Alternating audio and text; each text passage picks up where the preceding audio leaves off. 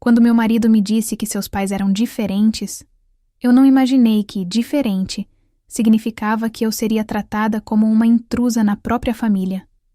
Mas nada, absolutamente nada, me preparou para a humilhação que eles planejaram naquele jantar de gala. Se você já passou por algo parecido com familiares ou sogros, você vai querer ouvir esta história até o final. Porque o que aconteceu depois daquela noite mudou tudo, e eu garanto que eles nunca mais vão subestimar ninguém. Não esqueça de deixar seu like se você fica do lado de quem não baixa a cabeça. E se inscreva no canal porque aqui a gente compartilha histórias de quem soube dar a volta por cima. Meu nome é Thaís, tenho 32 anos e sou psicóloga. Demorei anos para realizar meu sonho de abrir meu próprio consultório aqui em Porto Alegre, num bairro que eu amo, atendendo pessoas que realmente precisam de ajuda e que muitas vezes nunca tiveram acesso à terapia antes. É um trabalho que me preenche, sabe? Aquele tipo de coisa que faz você acordar e pensar, é por isso que eu estudei tanto. Mas para minha sogra, Cristina, o que eu faço não é exatamente um trabalho de verdade. Na cabeça dela, eu sou apenas a mulher que desviou o filho dela do caminho que ela havia planejado. Ah, e meu marido. Felipe tem 34 anos, é músico e professor de violão em uma escola comunitária. Ele é talentoso, dedicado, ama o que faz. Mas para os pais dele, donos de uma rede de concessionárias de carros de luxo, Felipe desperdiçou seu potencial. Eu nunca vou esquecer a primeira vez que conheci Cristina e Humberto. Foi há quase 4 anos, num almoço de domingo na mansão deles, no condomínio mais caro de Porto Alegre. Felipe estava nervoso a semana inteira, mas tentava esconder. No caminho, ele apertou minha mão e disse: Só seja você mesma, tá? Eles vão te amar. Spoiler, eles não me amaram. A casa era daquelas que você vê em revista de decoração.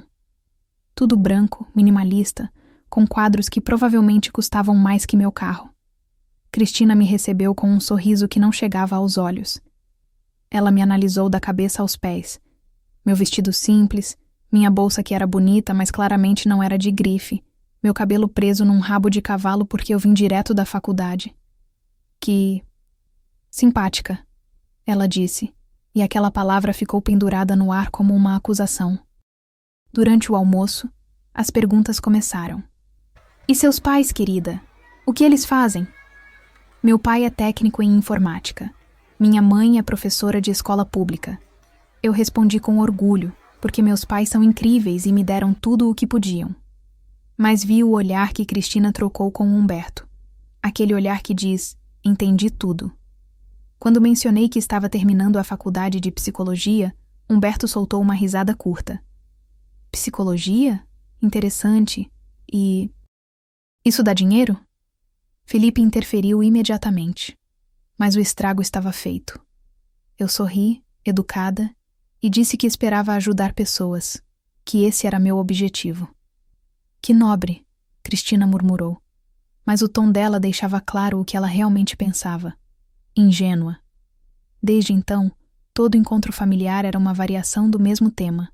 Comentários sobre como deve ser difícil sobreviver com salário de professor e terapeuta. Sugestões nada sutis de que Felipe deveria considerar outras opções de carreira mais estáveis. E sempre, aquele olhar de pena, ou seria desprezo, quando Cristina falava sobre as esposas dos amigos dela, que eram médicas, advogadas, empresárias. Eu aguentei calada durante 3 anos, por Felipe, porque eu sabia o quanto ele sofria sendo o filho que decepcionou a família. Rodrigo, o irmão mais velho dele, seguiu o roteiro perfeito. Formou-se em direito, trabalha na empresa da família, casa com uma arquiteta de família tradicional. Mas eu conhecia Rodrigo nos bastidores das festas de família. Eu via nos olhos dele uma tristeza que ele escondia bem. Uma vez, ele me confessou depois de uns drinks: Você e o Felipe, vocês são corajosos. Eu nunca tive essa coragem. Mas coragem tem um preço. E nós estávamos pagando. 3 meses atrás, eu abri meu consultório. Foi um investimento grande. Muito maior do que eu planejava. Reformas, equipamentos, divulgação. E o retorno financeiro? Bem, atender em comunidades carentes não enche conta bancária rapidamente. Eu sabia disso quando escolhi esse caminho. Felipe também estava em um momento apertado. A escola de música comunitária onde ele trabalhava teve cortes no orçamento. Resultado: nós tínhamos uma dívida bancária considerável vencendo em 2 meses, e as coisas estavam tensas. Não brigávamos, nunca. Mas havia aquele silêncio pesado quando chegavam as contas. Aquelas conversas sobre talvez eu precise procurar algo temporário, que nenhum de nós queria ter. Foi nesse momento delicado que Cristina ligou. Thaís, querida, a voz dela pingava um mel falso. Estou organizando um jantar beneficente aqui em casa, sábado que vem. Um evento importante, muitos empresários, alguns políticos. É para arrecadar fundos para uma instituição que ajuda crianças. Você e Felipe precisam estar presentes. É importante para a imagem da família. Imagem da família. Claro. E Thaís? Ela continuou, e eu podia sentir o sorriso venenoso do outro lado da linha. Capricha na roupa, tá, querida? É um evento de gala. Dress code rigoroso. Você tem algo adequado no armário ou precisa de ajuda? A insinuação era clara. Você não tem roupas boas o suficiente para o nosso padrão. Eu me viro, Cristina. Obrigada, respondi, tentando manter a voz firme. Quando contei para Felipe, ele suspirou fundo. Amor, a gente não precisa ir. Eu falo com ela e... Não, eu o interrompi. Porque eu sabia que se recusássemos, Cristina usaria isso contra nós pelos próximos 5 anos. E pior, naquele momento financeiro delicado, nós não podíamos nos dar ao luxo de cortar totalmente os laços. Por mais que doesse admitir. Na quinta-feira antes do evento, Cristina apareceu no meu consultório. Sem avisar. Ela olhou ao redor com aquela expressão de quem está inspecionando algo duvidoso. Que aconchegante, ela disse, e conseguiu fazer parecer um insulto. Ela se sentou na cadeira dos pacientes, e algo naquilo me incomodou profundamente, como se ela estivesse invadindo um espaço sagrado. Vim trazer o convite formal, ela disse, entregando um envelope dourado. E para ter uma conversinha, de mulher para mulher. Meu estômago se apertou. Thaís, eu sei que vocês estão passando por dificuldades financeiras. Felipe mencionou algo ao Humberto. Ela fez uma pausa dramática. E nós, como família, gostaríamos de ajudar. Mas é importante que você entenda uma coisa. Imagem é tudo nessa vida. No sábado, haverá pessoas muito importantes presentes. Pessoas que podem facilitar ou complicar os negócios de Humberto. Então eu preciso que você e Felipe... Como posso dizer? Saibam se comportar. Discretos, educados, sem chamar atenção. Eu estava tremendo por dentro, mas mantive a voz calma. Cristina, nós sempre fomos educados nas suas festas. Sim, sim, ela acenou com a mão, como se espantasse uma mosca. Mas dessa vez é diferente. É crucial. E se tudo correr bem, se vocês me ajudarem a manter uma boa impressão, Humberto e eu poderíamos considerar ajudá-los financeiramente. Não muito, claro, mas o suficiente para aliviar. Ali estava. O ultimato disfarçado de generosidade. Comportem-se como animaizinhos bem treinados. E talvez a gente jogue uns trocados para vocês. Depois que ela saiu, eu sentei na minha cadeira e chorei. Chorei de raiva, de frustração, de humilhação. E então, sequei as lágrimas, porque eu tinha uma paciente chegando em 15 minutos. No sábado à noite, enquanto eu me arrumava, Felipe entrou no quarto e parou na porta. Eu estava usando o único vestido longo que eu tinha, azul marinho, elegante, mas simples. Comprei há 2 anos para o casamento de uma amiga e nunca mais tinha usado. Você está linda, ele disse, mas a voz dele carregava a culpa. Felipe, não, eu falei, indo até ele. Não faz essa cara. A gente vai lá, cumprimenta todo mundo, come alguma coisa fancy e volta para casa. Simples assim. Ele me abraçou forte. Eu prometi, Thaís. Lembra? Depois daquele Natal em que minha mãe fez aquele comentário sobre sua família, Eu prometi que nunca mais deixaria ela te humilhar. Aquele Natal. Há 2 anos. Cristina havia sugerido, na frente de todos os convidados, que era uma pena que meus pais não pudessem se misturar com gente desse nível em eventos futuros. Felipe explodiu naquela noite. Foi a primeira e única vez que eu o vi gritar com a mãe dele. Você está me protegendo só por estar aqui comigo, eu disse, beijando sua testa. Vamos juntos. Voltamos juntos. Somos uma equipe. A mansão dos meus sogros estava irreconhecível. Luzes douradas em cada canto, um tapete vermelho na entrada, valês uniformizados estacionando carros. E que carros? BMWs, Mercedes, até uma Porsche. Nosso Corolla 2015 pareceu um patinho feio no meio dos cisnes. Um segurança com prancheta checou nossos nomes. Um segurança. Para um jantar em família. Dentro, a casa tinha sido transformada em algo saído de um filme. Arranjos florais gigantescos, garçons circulando com champanhe em taças de cristal, um quarteto de cordas tocando ao vivo. As mulheres usavam joias que provavelmente custavam mais que minha faculdade inteira. Os homens estavam impecáveis em smokings e ternos sob medida. E então, eu vi Cristina. Ela desceu a escada como uma rainha, vestido dourado, cabelo preso num coque sofisticado. Quando nos viu, seu sorriso se alargou, mas não de alegria. Era o sorriso de um predador que avistou sua presa. Felipe, Thaís, que bom que chegaram. Ela nos beijou no rosto, deixando uma marca de batom que eu teria que limpar depois. Thaís, que bonitinha você está. Esse vestido é vintage, né? Adoro quando as pessoas reciclam peças. Primeira farpada da noite. E não ia ser a última. Cristina nos apresentou para alguns convidados. Este é meu filho Felipe, músico talentosíssimo, e sua esposa, Thaís. Só isso. Nenhuma menção à minha profissão. Nada. Eu era apenas a esposa. Um dos empresários, barrigudo e vermelho, perguntou: E você, Thaís? O que faz? Antes que eu pudesse responder, Cristina interveio. Oh, ela trabalha com aconselhamento. É muito doce. Agora me desculpem, preciso cumprimentar o deputado que acabou de chegar. Aconselhamento. Como se eu fosse uma vidente de shopping. Felipe apertou minha mão. Eu respirei fundo. A noite prosseguiu numa névoa de sorrisos forçados e conversas superficiais.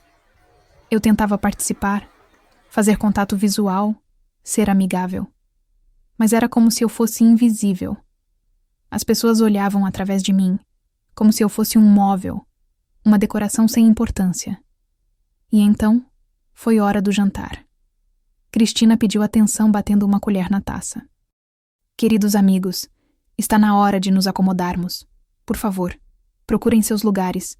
Os nomes estão nos cartões sobre as mesas.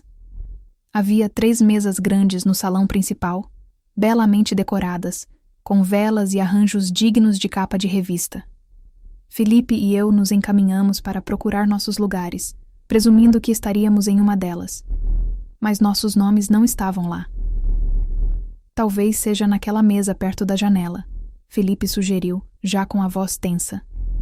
Caminhamos pelo salão, procurando. E então nós vimos. Através de uma porta de vidro, numa varanda lateral, quase escondida da vista dos convidados principais, havia uma mesa menor, bem menor, e nela estavam 5 crianças e 3 adolescentes, os sobrinhos de Felipe. O mais novo tinha 6 anos, o mais velho, 17.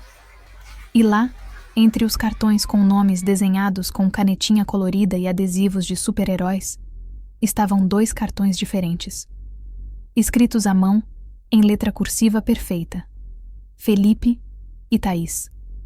Senti meu rosto queimar. Meu estômago despencou. Ao meu lado, Felipe ficou branco. Isso não pode estar certo, ele murmurou. Tem que ser um erro. Mas não era erro, porque naquele momento, Rodrigo, o irmão de Felipe, se aproximou de nós. O rosto dele estava vermelho, os olhos evitando os nossos. Felipe, Thaís, eu Eu tentei falar com a mãe. Ele disse baixo, para que as crianças não ouvissem. Quando vi a disposição das mesas ontem, eu disse que isso era absurdo. Mas ela disse que não tinha espaço nas mesas principais e que vocês não se importariam de ajudar a entreter as crianças. Não tem espaço? Felipe repetiu, e sua voz tremeu. Rodrigo, eu estou vendo pelo menos 4 cadeiras vazias na mesa principal. Eu sei, Rodrigo sussurrou, parecendo genuinamente angustiado. Eu sei, mano. Isso é... Olha, se vocês quiserem ir embora, eu entendo completamente. Eu até dou a desculpa pra vocês, falo que tiveram uma emergência. Thaís, Felipe, vocês encontraram seus lugares? A voz de Cristina era doce como mel envenenado. Ela se aproximou com um sorriso radiante. Ah, ótimo. Sim, eu coloquei vocês na mesa jovem. Achei que seria mais animado pra vocês. E as crianças adoram o tio Felipe, né? Ela sabia. Claro que sabia. Isso era planejado. Calculado. Uma humilhação pública disfarçada de arranjo prático. Senti lágrimas ameaçando subir, mas eu as forcei para baixo. Não, não aqui, não na frente dela. Mãe, Felipe começou, e havia uma dureza na voz dele que eu raramente ouvia. Você não pode estar falando sério. Felipe, querido, não faça cena. Cristina o interrompeu, ainda sorrindo, mas seus olhos eram de aço. É só um jantar. E olha, a Sofia de 6 anos já está te chamando. Ela sentiu tanta saudade do tio. De fato, a pequena Sofia corria em nossa direção com os braços abertos. Como você nega uma criança? Como você explica para ela que não é sobre ela, que é sobre orgulho e humilhação e dinâmicas familiares tóxicas? Felipe se agachou e pegou a sobrinha no colo, mas seu maxilar estava tenso. Eu olhei para as mesas principais. Os empresários, os políticos, as esposas com suas joias reluzentes. Todos acomodados, conversando, rindo. Nenhum deles sequer olhou em nossa direção. Para eles, nós éramos irrelevantes. Exatamente como Cristina queria que fôssemos. Vamos, eu disse para Felipe baixinho. Vamos nos sentar. Thaís, por favor, eu pedi. E minha voz saiu mais fraca do que eu gostaria. Só, vamos passar por isso. Porque era isso ou sair dali e dar a Cristina exatamente o que ela queria. Uma desculpa para dizer que éramos dramáticos, que não sabíamos nos comportar em sociedade, que provávamos seu ponto sobre não sermos do nível deles. Então nós nos sentamos, na mesa das crianças. Ao lado de pratos de papel coloridos. Sim, as crianças tinham pratos de papel, enquanto as mesas principais tinham porcelana fina, com copinhos de plástico com desenhos de princesas e carrinhos. E eu juro que, naquele momento, sentada ali enquanto ouvia as risadas abafadas vindas das mesas principais, eu sentia algo mudar dentro de mim. Não era raiva, não era tristeza, era determinação. Cristina queria me ver pequena. Ela teria uma surpresa. A primeira meia hora naquela mesa foi surreal. As crianças eram adoráveis, claro. Não era culpa delas. Sofia me contava animada sobre a escola. O sobrinho de 10 anos, Lucas, perguntava ao Felipe sobre guitarras. Os adolescentes, pelo menos, pareciam conscientes do constrangimento da situação e ficavam quietos, mexendo nos celulares. Mas eu não conseguia me concentrar nas conversas. Minha atenção estava dividida entre fingir interesse nas histórias infantis e observar pela porta de vidro o jantar de verdade acontecendo no salão principal. Os garçons serviam pratos elaborados nas mesas principais. Entrada com salmão defumado, decoração artística, vinhos caros sendo servidos em taças adequadas. Na nossa mesa, chegaram sanduíches gourmet cortados em triângulos e suco de caixinha. Suco. De caixinha. Uma das adolescentes, Amanda, de 15 anos, olhou para o próprio prato e depois para mim. Tia Thaís, isso é muito esquisito. Por que vocês estão aqui com a gente? Amanda, o irmão dela sussurrou, cutucando-a. Não, sério. O tio Felipe e a tia Thaís são adultos. Isso é humilhante para eles. Do outro lado da mesa, Felipe fechou os olhos por um momento. Até uma adolescente de 15 anos entendia o que estava acontecendo. Está tudo bem, Amanda, eu disse, forçando um sorriso. A gente adora passar tempo com vocês. Mas não estava tudo bem. E ficou pior quando percebi que alguns dos convidados principais começaram a olhar em nossa direção. Não diretamente, eram olhares de canto de olho, acompanhados de sussurros e risadas abafadas. Uma mulher loira, toda coberta de diamantes, apontou discretamente para nossa mesa e disse algo para a amiga ao lado. As duas riram. Eu estava sendo ridicularizada. Nós estávamos sendo ridicularizados. E Cristina, sentada na cabeceira da mesa principal como uma rainha no seu trono, ocasionalmente lançava um olhar em nossa direção. Não de preocupação ou culpa, de satisfação. Felipe colocou a mão sobre a minha, por baixo da mesa. Seus dedos estavam gelados. Desculpa, ele murmurou. Thaís, eu sinto muito. A gente devia ter ido embora, eu... Tio Felipe? Lucas o interrompeu segurando um guardanapo cheio de migalhas. Você pode me ensinar aquele acorde que você falou? O difícil? E lá foi meu marido, explicando teoria musical para uma criança, fazendo-a rir, sendo o homem maravilhoso que ele sempre foi. Mesmo humilhado, mesmo ferido, ele não descontava nas crianças. Meu coração apertou de amor e raiva ao mesmo tempo. Foi nesse momento que Rodrigo voltou. Ele puxou uma cadeira vazia ao meu lado, uma daquelas cadeiras pequenas de criança que fazia seus joelhos quase tocarem o queixo, e sentou. Rodrigo, você não precisa... Comecei. Preciso sim, ele me cortou, e sua voz estava diferente. Havia uma raiva contida ali. Minha mãe cruzou todos os limites hoje. Todos. Ele olhou para Felipe. Mano, depois desse jantar, eu vou ter uma conversa séria com ela e com o pai. Isso aqui não tem justificativa. Rodrigo, não cria caso por nossa causa. Não é por sua causa, Thaís, ele disse, e seus olhos estavam vermelhos. É porque vocês dois são as únicas pessoas nessa família que escolheram ser felizes de verdade. E ela pune vocês por isso. Enquanto eu fiz tudo certinho, virei advogado, casei com quem ela aprovou, trabalho no escritório da família. E sabe o que eu ganho? Uma vida que não é minha. Um casamento que está desmoronando. Remédios para a ansiedade que eu tomo escondido. A confissão dele caiu como uma bomba. Felipe ficou paralisado. Eu invejo vocês. Rodrigo continuou, a voz baixa para as crianças não ouvirem. Vocês tiveram coragem de viver do jeito de vocês, e é por isso que ela faz essas coisas, porque ela tem medo. Medo de que o exemplo de vocês mostre que o caminho dela estava errado. Nós ficamos em silêncio por um momento, processando aquilo. Sofia, alheia à atenção, pediu para Felipe brincar de "Qual é a música?", batendo ritmos na mesa. Mas olha, Rodrigo disse pegando um copo d'água. Pelo menos água ele conseguiu de verdade, não suco de caixinha. Tem algo que eu preciso te contar, Thaís. Algo importante. Ele se inclinou mais perto.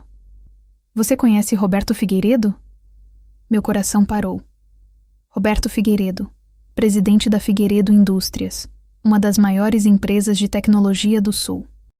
Há 3 meses, eu tinha mandado uma proposta para a empresa dele.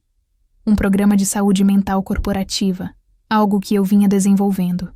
Nunca recebi resposta, nem um e-mail automático de recusa. Conheço o nome, respondi, cautelosa. Por quê? Porque ele está aqui hoje. Mesa principal, 3 cadeiras à direita da minha mãe. E eu ouvi ele comentando há pouco que está procurando um psicólogo organizacional para implementar na empresa. Parece que tiveram uns casos de burnout grave na equipe de engenharia e ele quer agir antes que vire processo trabalhista. Meu cérebro começou a processar rapidamente. Roberto Figueiredo estava ali, a não mais que 10 metros de mim, e ele estava procurando exatamente o serviço que eu oferecia. Rodrigo, eu mandei uma proposta para a empresa dele há meses. Provavelmente se perdeu na triagem do RH, ele disse. Essas empresas grandes são assim. Mas, Thaís, olha, o Roberto é gente boa. Eu conheço ele há anos. Nossos pais são amigos. Ele não é como essa gente escrota aqui. Se você conseguir falar com ele pessoalmente, sem intermediários de RH, você tem chance real. Mas como eu vou... Naquele momento, como se o universo conspirasse, houve um movimento no salão principal. Os convidados estavam se levantando, caminhando pelo espaço. Momento de socialização pós-jantar. Aquela hora em que as pessoas fazem networking e bebem destilados caros. E Roberto Figueiredo estava caminhando em direção à varanda. Mais especificamente, em direção à porta de vidro que separava o salão principal da nossa mesa infantil. Ele empurrou a porta, claramente procurando um momento de ar fresco, de pausa daquele ambiente sufocante. E então ele nos viu. Viu a mesa das crianças. Viu 2 adultos, claramente deslocados, sentados em cadeiras pequenas cercados de sobrinhos. Ele parou, confuso. Seus olhos encontraram os meus. E então, algo inesperado aconteceu. "Meu Deus", ele disse, e um sorriso genuíno surgiu no rosto dele. "Essa mesa parece muito mais divertida que aquela lá dentro. Posso me juntar a vocês?" Lucas respondeu antes que qualquer adulto pudesse. "Claro, a gente estava jogando Qual é a Música. O senhor sabe tocar violão?" Roberto riu. Uma risada de verdade, não aquelas risadas sociais falsas que eu tinha ouvido a noite toda. "Não, mas adoraria aprender." "E vocês são..." Rodrigo se levantou, estendendo a mão. "Roberto, que bom te ver. Deixa eu fazer as apresentações. Esse é meu irmão Felipe, professor de música. E essa é Thaís, minha cunhada." Roberto apertou a mão de Felipe e depois a minha. Seu aperto era firme, profissional. "Prazer. Desculpa interromper a festa de vocês aqui, mas sinceramente, aquele salão lá está insuportável. Só se fala de negócios e política. Uma criança falando sobre música parece muito mais interessante." Ele puxou uma cadeira, uma das poucas de adulto que sobravam, e sentou conosco. Meu coração estava disparado. Essa era minha chance, a única que eu teria. Mas como começar? Como fazer networking profissional sentada numa mesa infantil, cercada de copinhos de suco e guardanapos com desenhos de dinossauros? E então, Sofia fez o que crianças fazem melhor. Falou sem filtro. "A tia Thaís é psicóloga. Ela ajuda pessoas que estão tristes a ficarem felizes de novo." Roberto olhou para mim com interesse renovado. "É mesmo? Psicóloga? Que área?" Respirei fundo. Era agora ou nunca. "Psicologia organizacional", respondi, tentando soar confiante, apesar de estar sentada numa cadeira infantil. "Trabalho com saúde mental corporativa, prevenção de burnout, implementação de programas de bem-estar emocional para equipes." Roberto se inclinou para a frente, genuinamente interessado. "Sério? Que coincidência. Estou justamente procurando alguém nessa área. Tivemos alguns casos preocupantes na empresa recentemente. Engenheiros excelentes entrando em colapso, pedindo afastamento. Percebi que precisamos ser proativos nisso." Meu coração batia tão forte que eu tinha certeza que ele podia ouvir. "Na verdade, senhor Figueiredo, eu enviei uma proposta para sua empresa há alguns meses. Um programa completo de prevenção e acompanhamento." "Você enviou?" Ele franziu a testa. "Para qual departamento?" "RH, e-mail geral de contato." Ele suspirou. "Imagino que tenha se perdido na triagem. Recebemos centenas de propostas por mês. O RH tem filtros automáticos." Ele tirou um cartão do bolso. "Me conta mais sobre sua abordagem. Estou ouvindo." E então, ali, naquela mesa infantil cercada de crianças, com Lucas rabiscando num guardanapo e Sofia brincando com uma boneca, eu fiz o pitch da minha vida. Falei sobre avaliações individuais e coletivas, sobre criar espaços seguros para os funcionários falarem sobre pressão e ansiedade sem medo de retaliação. Sobre workshops de gestão emocional para líderes, porque muitas vezes os gerentes não sabem identificar sinais de esgotamento nas equipes. Falei sobre dados, sobre o retorno de investimento em saúde mental, como empresas que cuidam do bem-estar emocional têm menos rotatividade, mais produtividade, menos processos trabalhistas. Roberto ouvia atentamente, fazendo perguntas pontuais. Perguntas boas, inteligentes, que mostravam que ele entendia a gravidade do problema. E você trabalha sozinha ou tem uma equipe? Ele perguntou. Tenho uma rede de psicólogos parceiros que posso acionar conforme a demanda. Mas coordenação e implementação eu faço pessoalmente. Gosto de estar presente, de conhecer a cultura da empresa antes de propor qualquer intervenção. Inteligente, ele murmurou, olhando para o cartão que eu tinha entregado.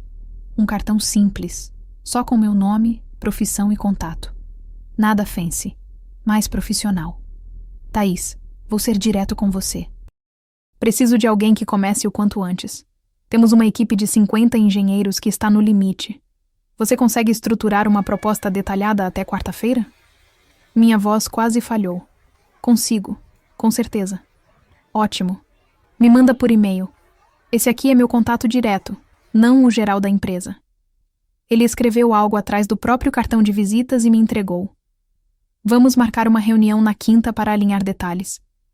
Se sua proposta fizer sentido, e pelo que você me contou agora, acho que vai fazer, a gente fecha isso rapidamente. Não tenho tempo a perder com burocracia quando se trata de saúde dos meus funcionários. Eu segurei aquele cartão como se fosse ouro, porque era. Era minha chance. Era tudo que eu tinha trabalhado para conseguir. Obrigada, consegui dizer. Obrigada mesmo, Sr. Figueiredo. Roberto, por favor. E eu que agradeço. Ele se levantou, despedindo-se das crianças com um aceno caloroso. Sofia, foi um prazer conhecer você. Continue cuidando da sua tia Thaís. Ela é muito esperta. E então, antes de sair, ele olhou para mim e para Felipe. Vocês dois parecem pessoas incríveis. Espero trabalhar junto com você, Thaís. Quando a porta de vidro se fechou atrás dele, eu fiquei paralisada. Minha mão tremia segurando o cartão. Felipe me olhou e vi lágrimas nos olhos dele.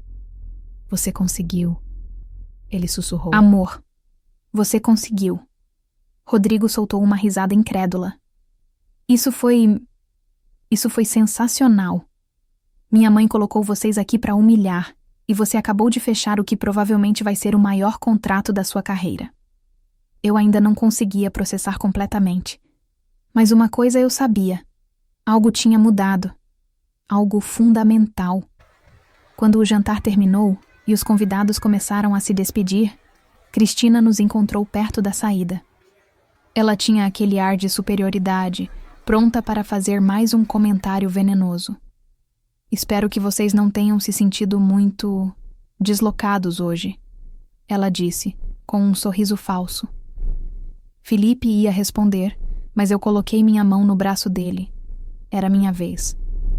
Na verdade, Cristina, foi uma noite muito produtiva, eu disse, mantendo meu tom educado, mas firme. Tive uma conversa excelente com Roberto Figueiredo. Vamos fechar um contrato corporativo na quinta-feira. Parece que sentar na mesa das crianças não foi tão ruim assim, no final das contas. O sorriso dela tremeu. Roberto, conversaram sobre trabalho? Sim. Ele estava procurando um psicólogo organizacional e eu estava no lugar certo, na hora certa. Engraçado como as coisas funcionam, né? Cristina abriu e fechou a boca, sem palavras.